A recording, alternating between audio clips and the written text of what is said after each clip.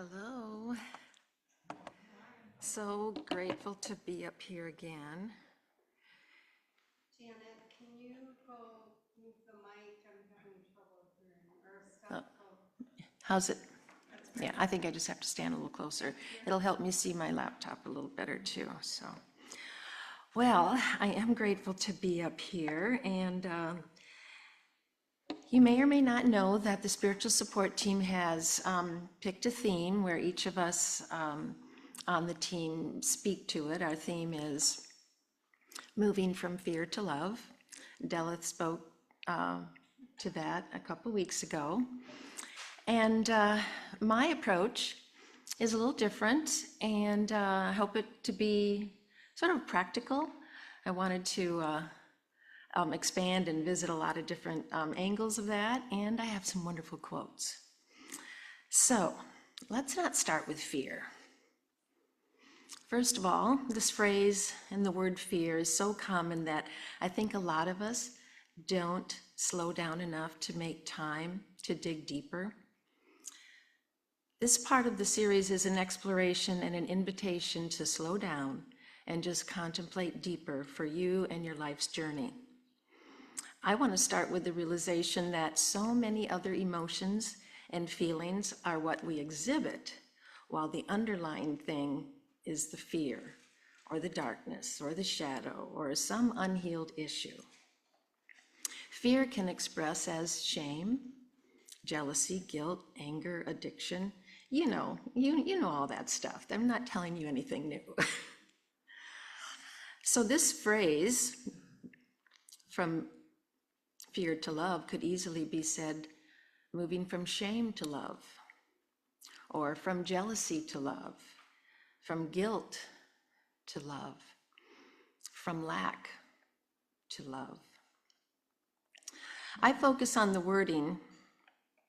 Okay, now how come I gotta move my page up? I focus on the wording to highlight how the so-called negative word, fear, takes front stage. And I get a question, am I supposed to be walking away from that feeling or that emotion, leaving it in the past, behind me? Am I trying to rid my story of it? Do we want to eliminate these so-called dark emotions? These experiences of the shadow, and whatever you want to call it, and the experiences of where we want to land reminds me of the yin-yang symbol of Taoism.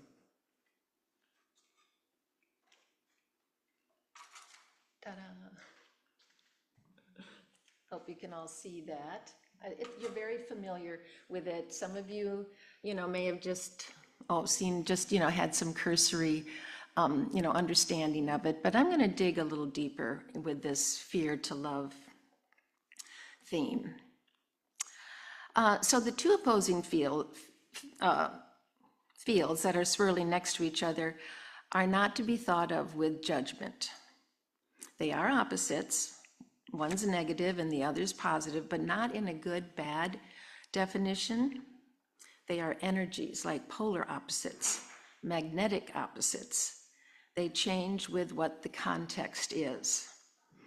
And as I did a little Google search about the yin-yang symbol called the Tujitsu, I learned something new, that this symbol is found in the ancient Chinese timekeeping system, using a pole to measure the changing lengths of shadows over the solar year.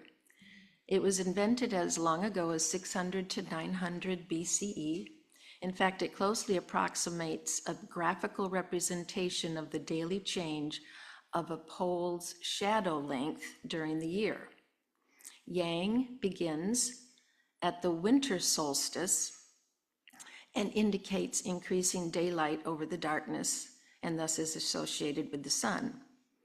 The yin begins at the summer solstice and represents the increasing dominance of darkness over daylight and is associated with the moon.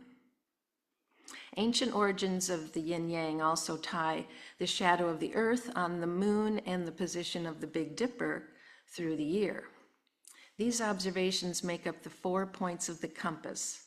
The sun rises in the east, sets in the west, the direction of the shortest shadow measured is south, and at night the pole star points north. The yin-yang also ties into the flow of the 4 elements: earth, air, water, fire. I use that a lot in my gardening and household chores. It is also in a part of the system of the Bagua and the I Ching, which is the Book of Changes, Feng Shui, and many other tools to help us understand a life of constant change. For me, this explains that all people, okay, sorry about that, explains all the people and cultures on the planet at some point have been studying the phenomenon of Earth cycles, which has given us our deep wisdom and connection to Gaia. What has happened to humanity's connection to Gaia? How did we, our society, civilization, get so disconnected and separated from the rhythm and wisdom of the earth that came out of these ancient practices across the planet? Well, maybe we're not all that separated after all. Maybe fear took hold of us and got us manipulated.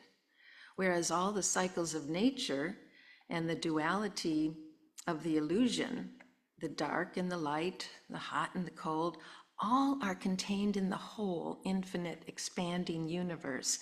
So think more of the whole circle and even expanding outward infinitely. All are contained in the whole. Let's call the whole thing love. All possibilities and all opposites are included. Nothing is excluded. If something is thought about, feared, or questioned, it is immediately part of the whole equation, and the solution is always present, embedded in the supreme ultimate, the absolute. It all exists together in balance. Fear and love exist simultaneously, always tangent to each other. Fear, or what I want to focus on more today, are all the things we do to avoid facing the fear. These expressions, I believe, can be healed by exploring its opposite. And these are very apparent in this symbol, the Taijitu.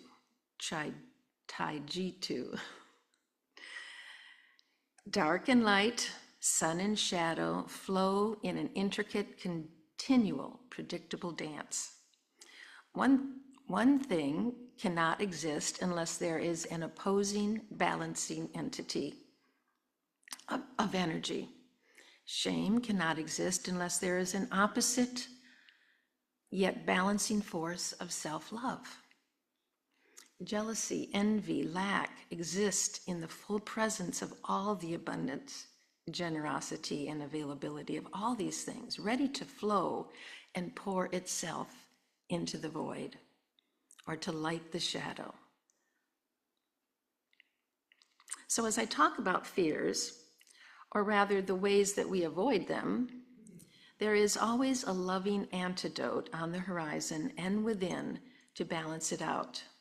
It doesn't remove it from the universe. It embraces it with love and light.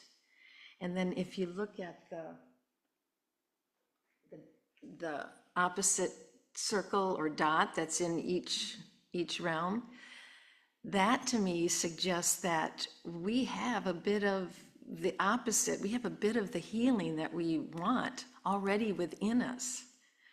And therefore, if you do the inward journey, it's just a matter of letting that power or the antithesis or the opposite vibrate and expand and nurture from within. There's no one way, right? We're omnists. Maybe there is a usefulness to our fears. Deepak Chopra says this: our ego is a social mask. The role we play, which thrives on approval, needs control and power because it lives in fear. What are these hidden fears? Well, basically, going into the unknown of death or any unfamiliar journey, which might challenge the outer or the inner status quo, upsetting the apple cart, so to speak. The fear of what other people think of us. If we do something different and unique, we may not fully go for it because of social messaging. This seems to be very evident in the fear of accepting that our planetary home is collapsing. The dominant culture of capitalism and fossil fuels that has been wreaking havoc and destruction is also very good at distracting us with devices, toys, constant entertainment, and media. If we don't break away or at least question our use of distractions, we may never face that one arena of fear of the unknown. It is easier to not look upon the dark shadow of possibly losing our planetary home. I came upon a blurb about a book by Bonnie Ware, and she's a longtime palliative care nurse. The title of her book is The Top 5 Regrets of the Dying. And I think maybe some of you may have heard some of these before. I'm going to just read them briefly. 1, I wish I had the courage to live a life true to myself, not the life others expected of me. 2nd one, I wish I'd had the courage to express my feelings. 3, I wish I had let myself be happier. I wish I hadn't worked so hard. And I wish I had stayed in touch with my friends. Are these wishes left unfulfilled because of our fears? Do we not act on these inner callings because we are afraid to buck the system that wants us all to be the same and follow the same tendencies of compliant civil servants? I'm not answering that. It's just for you to question. So what is keeping us from facing and walking through our fears? Maybe this poem by Kahlil Gibran may kick you in the butt. This is powerful. This is powerful. It is said that before entering the sea, a river trembles with fear. She looks back at the path she has traveled from the peaks of the mountains, the long winding road crossing forests and villages, and in front of her, she sees an ocean so vast that to enter there seems nothing more than to disappear forever. But there is no other way. The river cannot go back. Nobody can go back. To go back is impossible in existence. The river needs to take the risk of entering the ocean because only then will fear disappear. Because that's where the river will know. It's not about disappearing into the ocean, but of becoming the ocean. Choking up a little bit. And now we find ourselves in the ocean. And I want to add another part of the Taoist philosophy, and that is Wu Wei. It means non-action or effortless action, following the natural order of the universe, in right relationship, principle of not forcing, getting things done not because it's on your to-do list, but because it is a part of the natural flow and expression in balance with all there is. Alan Watts puts it beautifully. Wu Wei is based on the tide and drift of things. It is the art of sailing, not rowing. In order to grasp and accept this way of thinking is to remove your closet thinking. Check your opinions and preconceived notions at the door. You can pick them up again if you feel unsafe without them.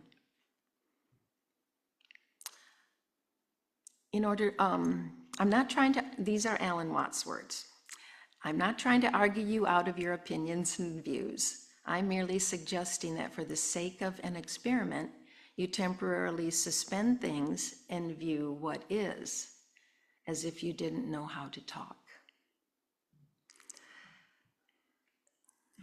There is a little bit more to his quote, and is it okay if I take the time to read the rest of it? It gets a little preachy.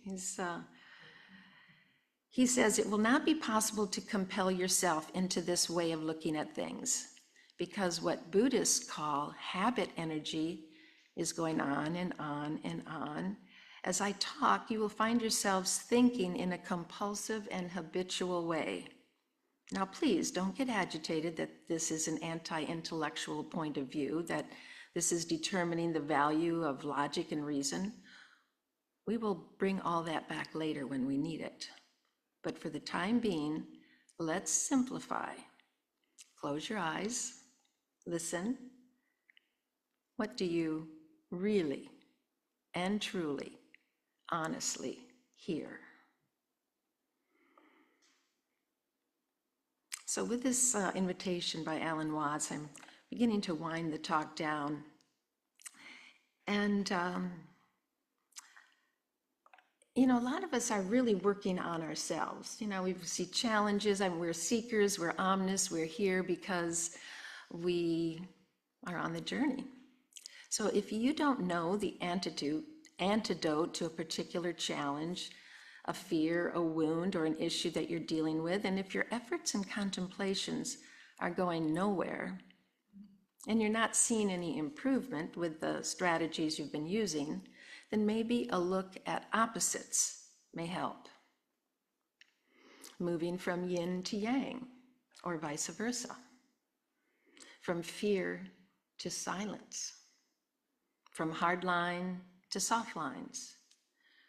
From forcing to flowing. From closed to open.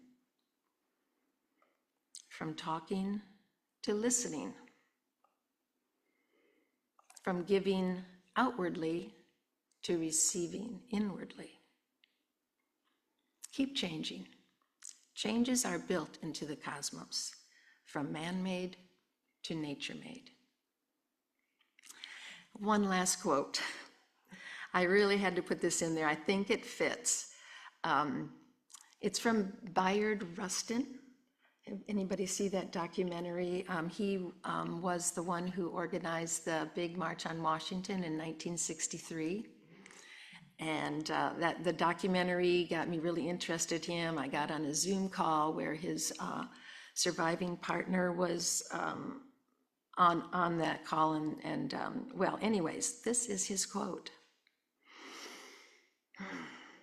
"To be afraid is to behave as if the truth were not true." And there you have it. Namaste. We're done.